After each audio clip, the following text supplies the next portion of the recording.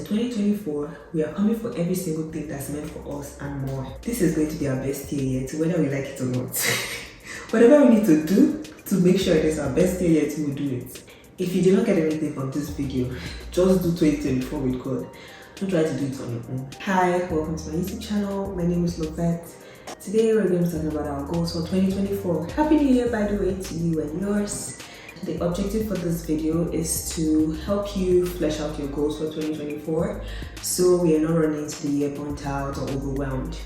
Before you run with your goals for 2024, you want to sit down with yourself. Hopefully you did that towards the end of 2023, but if you did not, that's why this video is here. So you want to sit down with yourself. This is not to condemn yourself, this is not to beat yourself up for the goals that you did not achieve. There probably was a lot of reasons why you did not achieve those goals, and it's totally fine. Most people do not do 100% of everything they said they would, but somehow they end up in a better place, or they end up being more motivated to do more. So you want to be honest with yourself and sit down. What goals did I achieve in 2023? And why did I achieve them? What did I do? What single thing did I do that made it easy for me to achieve my goals? You want to be able to replicate that into your goals for 2024. You also want to ask yourself, on the other hand, what goals did I not achieve? Why did I not achieve them? What did I do as a person to limit myself in achieving those goals? Because sometimes we end up like blaming other people for not achieving our goals, but we forget to look at this person here. What did I personally do that did not make me achieve my goals? Being honest with yourself, you sit down and analyze, because that would really give you enough insight into how you approach your goals for 2024.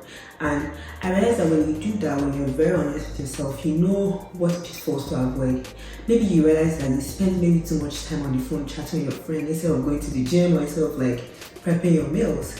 So you know, okay, that is something I need to really be mindful about. So I was not really like time conscious, and I ended up wasting a lot of my time. So that's something you really want to be mindful about. So ask yourself, okay, maybe instead of always answering the call around this time, how about I schedule our conversations after I've done one thing?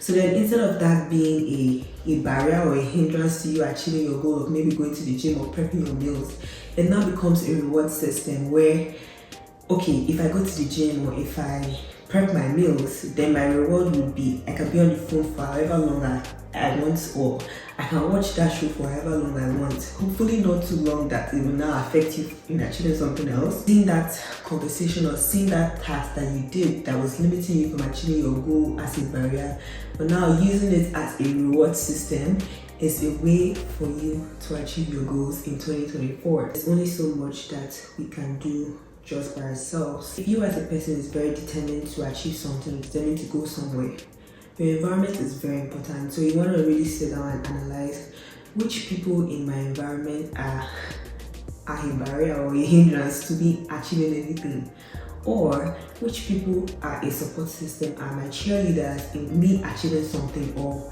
would be a support system for me in times when I know I'm not feeling it, or I don't have the energy to achieve my goals. Because life does happen, and I believe that you need such people around you. So you really want to assess your environment and make sure the people you're surrounding yourself with, or the places you find yourself, are places for people that will help push you to be a better you. You do not want to run into 2024 without inviting God into it. I believe in Jesus, and I believe that I, and possibly you, can submit your 2024 to Jesus Christ. On Thursday, we went for our first Bible study of the year in 2024. And the apostle was talking about how we are the light of the world, that some people limit themselves because they do not want their light to shine. So they are self-sabotaging. When there's a dark place and a flicker of light is turned on, everyone in that dark notices that light. But some people just like to feel among. They just like to be under you. They just like to roll with everybody. They just like to maybe don't want to do too much, and that is them self-sabotaging, aka preventing their light from shining. And really the goal this year is to allow your light to shine. Own the space you're in. Show up for yourself. Advocate for yourself. Let those talents, let those strengths spring forth. Let them be present. Let them show out. Don't try to hide. Don't try to be like everyone else. because we are not meant to be like everyone else. We are different. We're all different. We all have differences in us, and our differences is what makes us beautiful. In John chapter 6, verse 20 and 21. So the backstory in John chapter 6 was when Jesus feeds 5,000 people with 5 loaves of bread and 2 fishes. He and the disciples had to leave the city because the people were moving in a different direction that he did not want to move. In that passage that the disciples left without Jesus. It didn't say anywhere that the disciples waited for Jesus or went out to seek for Jesus. I don't know why. It said they planned to go to another city and they had to be on a boat and on a lake. The waters were rough. It was not a smooth ride, and it was dark in the night. And then they see Jesus walking on water. When Jesus comes to them, he noticed that they were afraid, and he told them not to be afraid, that it was him, Jesus. The disciples were now settled and more calm, and they willingly invited Jesus to come on the boat with them. This year, we all have our goals, we all have our New Year resolutions. And depending on how big your goals are for the year, it can look very daunting, it can look scary, but Jesus is telling us not to be afraid. Jesus said something here where the disciples invited Jesus into the boat.